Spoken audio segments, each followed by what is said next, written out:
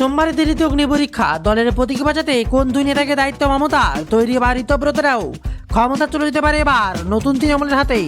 পুরনো তৃণমূল আদৌ কি তৃণমূল, তাই এবার ক্ষমতা দখল করে রয়েছে ঋতব্রত বন্দ্যোপাধ্যায়।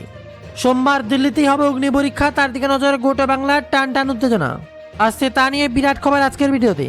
আর এমনই সময় ভয়ানক দুর্যোগ, ঘন্টায় 280 কিলোমিটার ধেয়ে আসছে সুপার টাইফুন বাভি। মারিয়ানা দ্বীপপুঞ্জে এবার চরম সতর্কতা।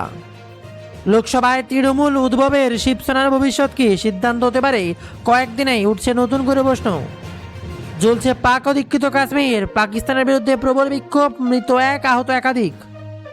বঙ্গোপসাগরে গভীর নিম্নচাপ, সোমবার থেকে ভারী বৃষ্টি, বাংলায় জেলায় জেলায় আবহাওয়ার বিরাট তোলপাড় করে খবর সামনে উঠে এলো।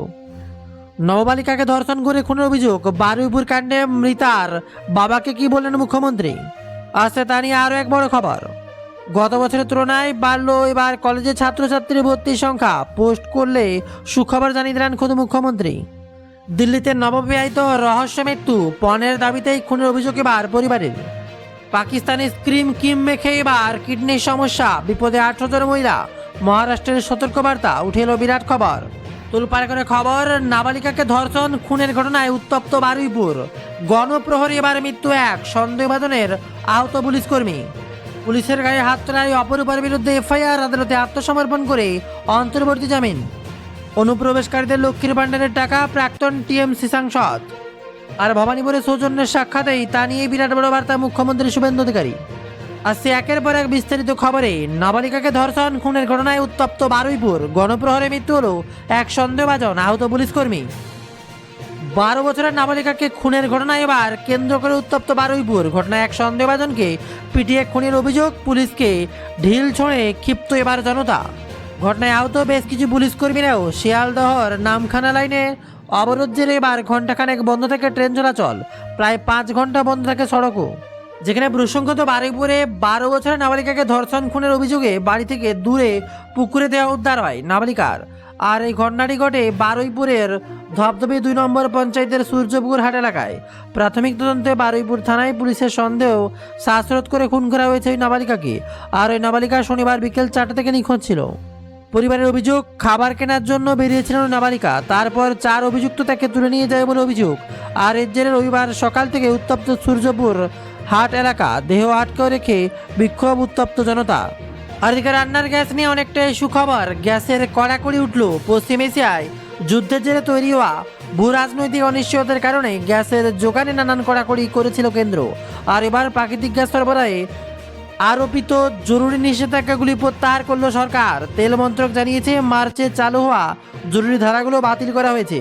ফলে দেশে উৎপাদিত এবং আমদানিকৃত এলপিজি এখন অগ্রাধিকার ক্ষেত্রগুলির নতুন তালিকা অনুযায়ী বিক্রি করা হবে। আর এদিকে আজই কলকাতায় আসছেন অমিত শাহ, বিরাট বড় খবর। শ্যামাপ্রসাদ মুখোপাধ্যায়ের জন্মদিবস পালন করতে সোমবার রাজ্যে আসছেন কেন্দ্রীয় স্বরাষ্ট্রমন্ত্রী অমিত শাহ। কলকাতার পর 3টি কর্মসূচি রয়েছে কেন্দ্রীয় স্বরাষ্ট্রমন্ত্রী। শ্যামাপ্রসাদের 125তম খবর উঠে আসছে, শ্যামাপ্রসাদের 125 ফুট উঁচু একটা মূর্তি প্রতিষ্ঠা করা হবে কলকাতা। সোমবার সেই কর্মসূচির সূচনা করতেন তিনি। তারপরে ভবানীপুরে শ্যামাপ্রসাদের আদিনিবাসেও যাবেন শাহ। বিকেলে শ্যামাপ্রসাদের 125তম জন্মবার্ষিকীর কর্মসূচিতে যোগ দেবেন তিনি। আজকে আরও এক খবর, অন্নপূর্ণা যোজনা, বাড়ি বাড়ি গিয়ে খতিয়ে দেখবেন সরকারি কর্মীরা।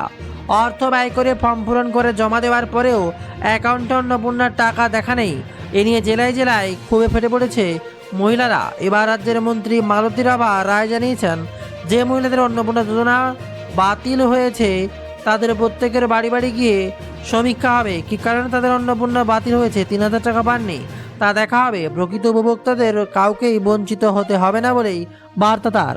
মমতা বন্দ্যোপাধ্যায় নজর ছিল গোটা বাংলার। নিজের কানেই শুনে নেবেন বাংলার মুখ্যমন্ত্রী মমতা বন্দ্যোপাধ্যায় কি বললেন। 21শে জুলাই পালন নিয়ে এবার কর্মীদের বার্তা দিলেন বাংলার মুখ্যমন্ত্রী মমতা বন্দ্যোপাধ্যায়। 21শে জুলাই শহীদ দিবস পালন করতে চায় কালীঘাট তৃণমূল ও ঋতব্রতপন্থী তৃণমূল, কিন্তু ধর্মতলায় ভিক্টোরিয়া হাউসের সামনেই শহীদ দিবস পালন করা যাবে না বলেই 2 পদক্ষেপ জানিয়ে দিয়েছে কলকাতা পুলিশ। আবার 30শে আগস্ট পর্যন্ত মধ্য কলকাতায় জমায়েত নিষেধাজ্ঞা জারি করা হয়েছে। এ নিয়ে এবার মুখ খুললেন স্বয়ং মমতা বন্দ্যোপাধ্যায়। তিনি স্পষ্ট জানিয়ে দিলেন, 21শে জুলাই পালন হবে, দরকার রিকশায় দাঁড়িয়েও শহীদ দিবস পালন হবে দরকার হলে। মমতা বন্দ্যোপাধ্যায় কর্মীদের বিরাট বার্তা, চলবে আবারও কি লাঠিচার্জ। বাংলার মুখ্যমন্ত্রী মমতা বন্দ্যোপাধ্যায় কোনো কিছুকে তোয়াক্কা না করেই 21শে জুলাই রাস্তায় নামবেন। আর এতে কিছুর মাঝে এনএইচএম কর্মীদের মাসে 5,000 টাকা বেতন বৃদ্ধি, বিরাট বড় বার্তা। 5,000 মাসিক বেতন বাড়ার সিদ্ধান্ত নেওয়া হয়েছে। 1 আগস্ট থেকেই বেতন কার্যকর হবে। এনএইচএম হলো ভারতের স্বাস্থ্য ও পরিবার কল্যাণ মন্ত্রকের দ্বারা পরিচালিত এক অন্যতম প্রধান স্বাস্থ্য কর্মসূচি। আর এই প্রকল্পে কর্মী রয়েছে প্রতিটি রাজ্যে। গর্ভবতী মহিলাদের সুচিকিৎসা, যক্ষা, ম্যালেরিয়া, ডেঙ্গু রোগ প্রতিরোধে সহায়তা করেন এই প্রকল্পের কর্মীরা। এবার তাদের মাসিক বেতন 5,000 টাকা বাড়ানোর সিদ্ধান্ত নিয়েছে রাজ্য সরকার। তবে তার মাঝেই আরও এক খবর, দুর্গাপুজো পর্যন্ত হকার উচ্ছেদের রাশ টানল রাজ্য। দুর্গাপুজো পর্যন্ত রাজ্যের কোথাও কোনো হকার উচ্ছেদ হবে না। মুখ্যমন্ত্রী শুভেন্দু অধিকারীর দরবারে গিয়ে এমনই আশ্বাস পেলেন হকার সংগঠনগুলি। তাদের দাবি, আগামী অক্টোবর পর্যন্ত উচ্ছেদ প্রক্রিয়ায় রাশ টানা হবে বলে জানিয়েছেন মুখ্যমন্ত্রী। তাদের আবেদনে সাড়া দিয়েছেন শুভেন্দু। রেলের জমিতে হকার উচ্ছেদে রাজ্য সরকারের কোনো হাত নেই বুঝিয়েছেন মুখ্যমন্ত্রী। জানিয়েছেন এ ব্যাপারে তিনি কেন্দ্রের সঙ্গে কথা বলতে পারেন। আসছে আবহাওয়ার ভারী অ্যালার্ট। আগামী 24 ঘন্টায় ভারী বৃষ্টিপাত। উত্তর ও পশ্চিম মধ্য বঙ্গোপসাগরের উপরে অবস্থিত নিম্নচাপের প্রভাবে দক্ষিণবঙ্গের আগামীকাল রবিবার সবচেয়ে বেশি বৃষ্টিপাত হবে মনে করছেন আবহাওয়া বিশেষজ্ঞরা। আবহাওয়া দপ্তরের পূর্বাভাসস্থলী অধিকর্তা হাবিবুর রহমান বিশ্বাস জানিয়েছেন, শনিবার সন্ধ্যা রাত থেকে বৃষ্টির মাত্রা বাড়বে বলেই নিম্নচাপের প্রভাবে শুক্রবার অবধি মাত্রায় বৃষ্টিপাত হয়েছে। তবে মমতা বন্দ্যোপাধ্যায়ের গলা একবার নিজের কানে এবার শুনে নিন কি বলেছেন। এবার শহীদ দিবস 21শে জুলাই নিয়ে মমতা বন্দ্যোপাধ্যায়ের বার্তার দিকে নজর রাখবো। আসছে আরও এক খবর। আপাতত রাজ্যের সভাপতি মমতায় রাজ্যে তৃণমূলের নতুন সভাপতি নিয়োগ করছেন না মমতা বন্দ্যোপাধ্যায়। সমাজ মাধ্যমে তিনি বললেন, আমরা এখন অন্য কাজ নয়, দলের চেয়ারপারসন কাজের পাশাপাশি আমি রাজ্য সভাপতির কাজ দেখব। সুব্রত বক্সি অসুস্থ, তাই অস্থায়ীভাবে চন্দ্রিমাকে দায়িত্ব দেওয়া হয়েছিল। তবে দলের নেতাকর্মীদের উদ্দেশ্যে মমতা বন্দ্যোপাধ্যায় বলেন, 21শে জুলাই কর্মসূচি হবে। পুলিশ এখন অনুমতি দেয়নি, অনুমতি দিলেই জায়গা জানিয়ে দেওয়া হবে। আর এদিকে আবার হুমায়ুন কবির, বিরাট বড় বার্তা। হাজিরা দিলেন হুমায়ুন কবির। শুক্রবার হাজিরা দিতে না গেলেও শনিবার মুর্শিদাবাদের রেজিনগর থানায় হাজিরা দিতে এলেন আম জনতা উন্নয়ন পার্টির চেয়ারপারসন তথা নওদার বিধায়ক হুমায়ুন কবির। এদিন হাজিরা দিতে যাওয়ার আগে হুমায়ুন তার দলের সদস্যদের কাউকে কোনোরকম বিশৃঙ্খলা না করার বার্তা দেন বলেই খবর। আর এদিকে আবারও জানিয়ে দিলেন মমতা বন্দ্যোপাধ্যায়, চন্দ্রিমা ভট্টাচার্য অনেকদিন ধরেই পদত্যাগের কথা বলেছিলেন বলে দাবি করেন মমতা বন্দ্যোপাধ্যায়। শনিবার চন্দ্রিমা পদত্যাগ করার পরই মমতা বন্দ্যোপাধ্যায় বলেন, ওর ছেলেই আগে চলে গিয়েছে, অনেকদিন ধরেই পদত্যাগ করবেন বলে বলেছিলেন। আমি কাউকে দোষ দিই না। সেই সূত্রে মমতা বলেন, কারো কোনো বোঝা থাকতে পারে, কিন্তু আমি মাথা নত করব না, আমি লড়াই চালিয়ে যাব। বিরাট বার্তা মমতা বন্দ্যোপাধ্যায়। আর এবার মমতা বন্দ্যোপাধ্যায়ের বিরাট বার্তা, আমি কি মরে গেছি? প্রশ্ন মমতার। যারা আমার সই করা সিম্বল নিয়ে জিতেছেন তারা এখন বেইমানি করছেন। 2 মাসও সময় দিতে পারলেন না, ভাবছেন সিম্বলটা নিয়ে নেবেন। আমি কি মরে গেছি? আমাদের কর্মীরা কি মরে গেছে? বিদ্রোহীদের উদ্দেশ্যে ফেসবুক লাইভে এসে এমনটাই বললেন তৃণমূল নেত্রী মমতা বন্দ্যোপাধ্যায়। তার দাবি, আপনারা বিজেপিতে চলে গেলে সরাসরি চলে যান, তাও ভাববো বিজেপিতে চলে গেছেন। এভাবে করবেন, এটা মেনে নেওয়া যায় না। আরও একবার বিরাট বড় বার্তা, স্টেডিয়ামের ছাদ যেন বন্ধই থাকে। অস্ট্রেলিয়া সফরের আগেই মোদীকে খুনের হুমকি, আর এই ঘটনা শুরু হলো তদন্ত। বিরাট বড় খবর, প্রধানমন্ত্রী নরেন্দ্র মোদীকে খুনের হুমকি। অস্ট্রেলিয়া সফরের আগেই ভারতের প্রধানমন্ত্রী নরেন্দ্র মোদীকে সোশ্যাল মিডিয়ায় প্রাণনাশের হুমকি এসছে বলেই দাবি। ঘটনা এবার তদন্ত শুরু করেছে অস্ট্রেলিয়ার কর্তৃপক্ষ বলেই খবর সামনে উঠে আসছে।